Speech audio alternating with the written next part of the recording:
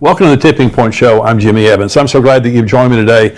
I've got a really important message for you, and before I bring it, I just want to say that we have an End Time Prophecy Conference coming up on September the 17th, right here in the Dallas area at Grapevine, Texas, at Fellowship Church. Wonderful church. Pastor Ed Young, he's going to be one of our speakers there. This is an all-day conference from 9 in the morning until 5 in the afternoon. I'll be speaking first and last. I'm going to go 2 times that morning. I'm also going to be speaking the next morning on Sunday morning at Fellowship Church on End Time Prophecy. So if you stay over till Sunday morning, you can hear me 3 times, but we also have Pastor Billy Crone. He's been on the show here many times, and so great friend, tremendous end time speaker, written many books on the end times. We have Greg Laurie, who is a contributor here at endtimes.com. He's written many books on the end times, great speaker. Also, Dr. Mark Hitchcock. He also is a contributor. He filled in for me last week. He's written over 30 books on the end times. He is a wealth of knowledge. He'll be speaking at the conference. Also, Rabbi Jonathan Cahn. Now, Rabbi Jonathan Cahn, in my opinion, is the most profound prophet, end-time prophet that we have in our generation. His books and revelation are astounding. I met him many years ago. I went to New York City after he wrote the book, The Harbinger, and I interviewed him there. Dear friend of ours, but he is going to be there bringing a special message at the conference. So we have a great lineup of speakers all day long. It's $99 for the conference. It is a $49 for the live stream. And so you can go on conference.endtimes.com and sign up. Bring somebody with you. Bring friends, bring your family, bring a group for your church. We would love to have you. That is conference.endtimes.com. We would love to have you be there. I would love to see you there. Now, I want to talk on this program. We're all saddened by what's happened in Uvalde. And it's just absolutely horrific to see someone as evil as that young man go into a school and just shoot. He shot his grandmother in the head shot her in the face before he went to the school. And it's just so heartbreaking to see those innocent lives taken, both the kids and also the adults. And so we live in a very, very immoral, godless time. And this is exactly the way that Jesus and the Apostle Paul told us that the world would look at the end. And so here's what the Bible says about immorality in the end times. These are the words of Jesus in Luke 17, beginning with verse 26. As it was in the days of Noah, so it will also be in the days of the Son of Man. They ate, they drank, they married wives, they were given in marriage until the day that Noah entered the ark, and the flood came and destroyed them all. Likewise also as it was in the days of Lot. They ate, they drank, they bought, they sold, they planted, they built. But on the day that Lot went out of Sodom, it rained fire and brimstone from heaven and destroyed them all. Even so will it be in the day when the Son of Man is revealed. So Jesus is saying, just like the days of Noah, just like the days of Lot, it's going to be just like that when Jesus returns. Well, here are 4 parallels between the days of Noah and Lot and the days that we're living in now. And the first is a business as usual attitude of sinners. Buying, selling, marrying, giving in marriage. And this is why I don't believe that Jesus will come at the end of the tribulation. And some people teach that very, very strongly, that they believe that believers are going to go through the tribulation. There will not be a business as usual attitude when 3/4 of the world's population has been killed and the world is a smoldering ruin at the end of the tribulation. The second parallel is a refusal of sinners to listen to the warnings of the righteous. I'm a preacher. There are many preachers around the world, many churches telling the truth, and many people refusing, many people mocking, which is also a sign of the end times, many people mocking us and mocking Christians for the way they believe. Noah and Lot did not have one convert, either of them. In fact, Lot lost his wife. She turned back and became a pillar of salt on the way out of Sodom and Gomorrah. And so just the world that we're living in and just their mockery of Christianity, that is a sign of the times. The third parallel is a sudden removal of the righteous from among the wicked. Noah got on the ark. God lifted him above the flood the way he will lift us up above the tribulation. And then, of course, Lot went out of Sodom and Gomorrah. The angels that came in to take Lot and his family out said, we can't judge this place until you're gone and you have arrived safely at your destination. Again, that's why I don't believe that we're going to go through the tribulation. We are not destined for wrath. The fourth parallel is cataclysmic judgment. The tribulation will be cataclysmic judgment upon the world. Sodom and Gomorrah, 100% death. In the case of the flood, 100% death. It was a cataclysmic judgment that's going to happen when the tribulation, when the rapture happens and the tribulation comes to the world. This is what Genesis says. When Jesus says it'll be like the days of Noah and the days of Lot, this is what the book of Genesis says about the times of Noah. This is the genealogy of Noah. Noah was a just man, perfect in his generations. Noah walked with God. And Noah begot 3 sons, Shem, Ham, and Japheth. The earth was also corrupt before God, and the earth was filled with violence. Listen to that. So God looked upon the earth, and indeed it was corrupt, for all flesh had corrupted their way on the earth. And God said to Noah, the end of all flesh has come before me, for the earth is filled with violence through them, and behold, I will destroy them with the earth. Now, it said the world was corrupt, and that is the Hebrew word shakath. It means evil, filthy, and immoral. The world was full of immorality, filth, and violence. Sounds like the world we're living in today. And remember, Jesus said, as it was then, it will be in the day when the Son of Man is revealed. This is Lot's world, according to 2 Peter chapter 2. For if God did not spare the angels who sinned, but cast them down to hell and delivered them into chains of darkness, to be reserved for judgment, and did not spare the ancient world, but saved Noah, one of 8 people, a preacher of righteousness, bringing in the flood on the world of the ungodly, and turning the cities of Sodom and Gomorrah into ashes, condemned them to destruction, making them an example to those afterward who would live ungodly, and delivered righteous Lot, who was oppressed by the filthy conduct of the wicked. For that righteous man dwelling among them tormented his righteous soul from day to day by seeing and hearing their lawless deeds. Then the Lord knows how to deliver the godly out of temptations, and to reserve the unjust under punishment for the day of judgment, and especially those who walk according to the flesh, in the lust of uncleanness and despise authority. They are presumptuous and self-willed. And again, Peter uses the word here, filthy, and it is the Greek word asogeia. It means licentious, sexually immoral, and an insatiable desire for pleasure, just living in lust and hedonism. And they're ungodly. They have no fear of God. And so Sodom and Gomorrah were known for rampant homosexuality. That's where the word Sodom comes from. And the men of the city were so evil that they tried to force themselves on the angels who came to deliver Lot and his family. And so here it is now a scripture, a prophecy from the Apostle Paul, graphic prophecy from the Apostle Paul, warning about dangerous days that will come in the end times because there will be such moral degeneration. This is 2 Timothy chapter 3.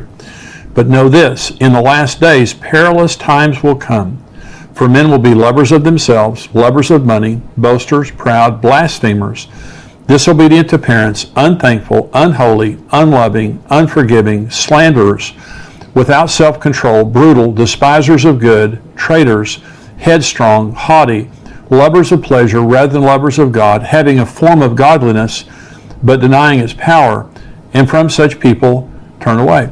And so Paul is describing the wholesale deconstruction of morality in the end times.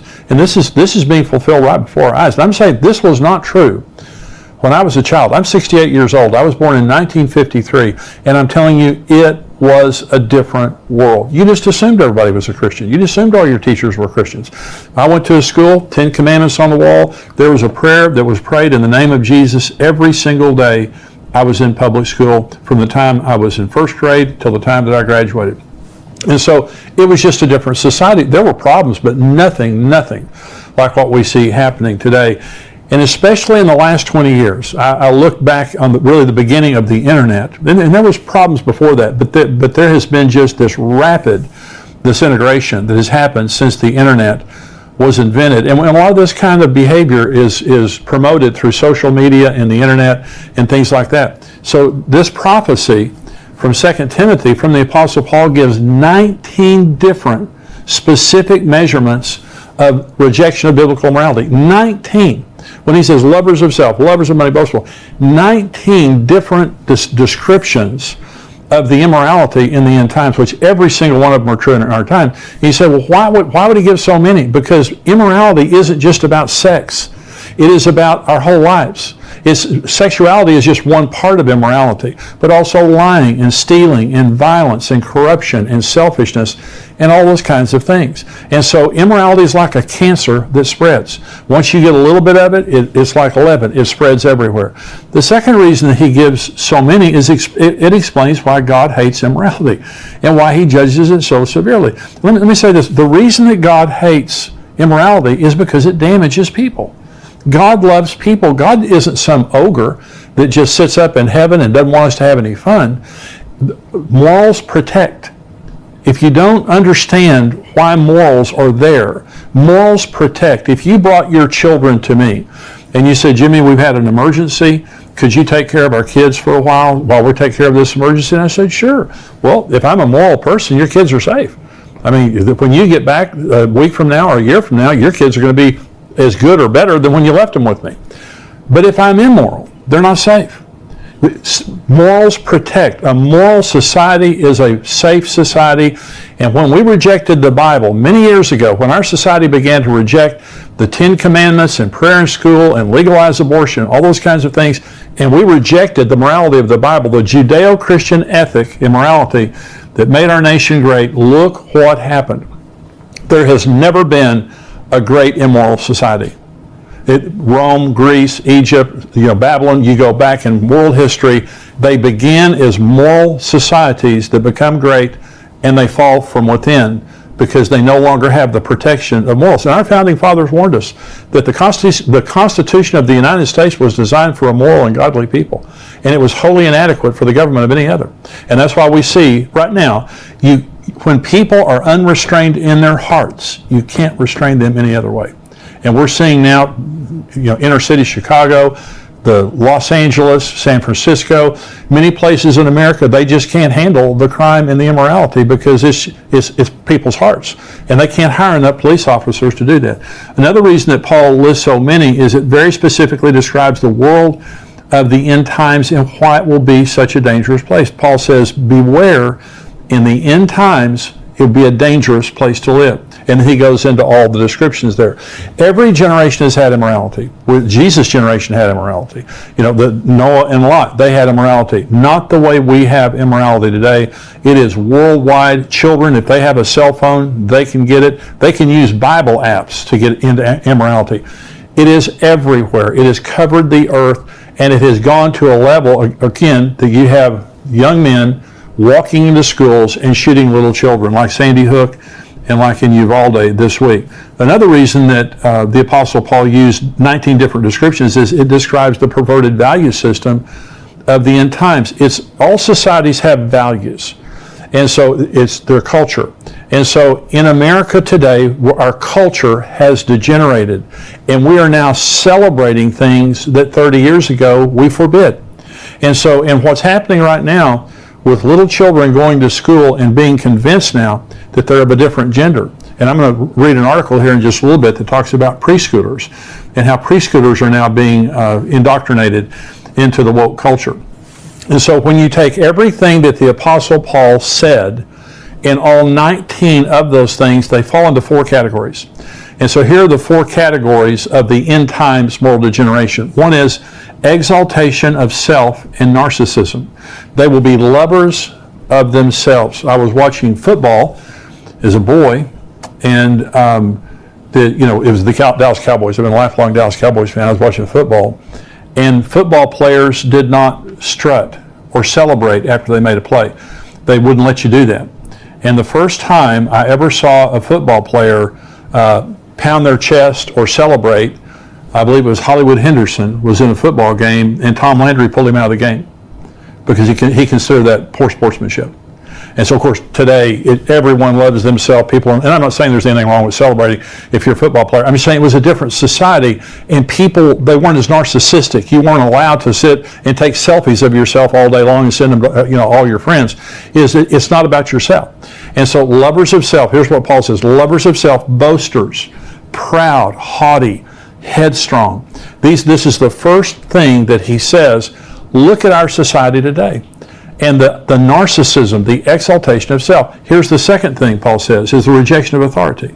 He said disobedience to parents, lovers of pleasure rather than lovers of God, having a form of godliness, but denying its power. And when it's the word power there is the word dunamis, it means morality. It can mean spiritual power. It also means morality. They have a form of godliness, but they deny the morality of that godliness. And so many people today will, they say they believe in God, and they have a form of godliness, but they live very immoral lives. That's what that means. The third category would be rejection of moral standards. He says, unholy, without self-control, and despisers of good. Now, I spoke in a church service one day, and a boy band was in the audience. They're still famous. Very, very famous boy band was in the audience. And they came up to me before I preached, and they said, Jimmy, if you hear girls screaming, it's not about you. And I kind of knew that anyway, and because they were very, very famous. Now, they had taken purity rings, and this was very, very public. They had taken purity rings, and with their mom and dad, they had agreed they wouldn't have sex till they got married. They were vilified in the media. I mean, they were roasted in the media because they wanted to be pure before they got married. Okay, that's despisers of good. What once was a standard that people admired is now something that people slam as being idiotic. But nothing has changed with God. The thing about God, biblical morality is it doesn't change. It is a hard and fast standard that we live by. The number 4 category is disloyal, unloving, and verbally vicious, if that doesn't sound familiar. Paul says unloving, irreconcilable, unforgiving, blasphemers, slanderers, brutal, traitors, unthankful. The word unloving there is astorgeia, the Greek word. It means not even loving your family. When I was a young pastor, it was unheard of for a mother to leave her kids. I had never heard of it. I was a pastor of a very large church. And so you would see men sometimes leave their families, but not women. After I had pastored for 10 or 20 years, more and more parents killing their children, children killing their parents, parents preying on their children. That's what that means. It means you don't even have a normal love for your family anymore. And this is what we see today. The young man in Uvalde shot his grandmother in the face before he went and shot those kids. It's incredible. And so this is why God hates the immorality, and this is why there is such a horrific judgment that came on the world of Noah, of Lot, and is about to come on our world. Now, if you take all 4 of the categories that the Apostle Paul was talking about, describing the moral degeneration of the end times, and you flip it, here's what it means. Number 1 is exaltation of God over self. If you want to make this thing right and flip this thing over, rather than being narcissistic and arrogant, it means we humble ourselves before God.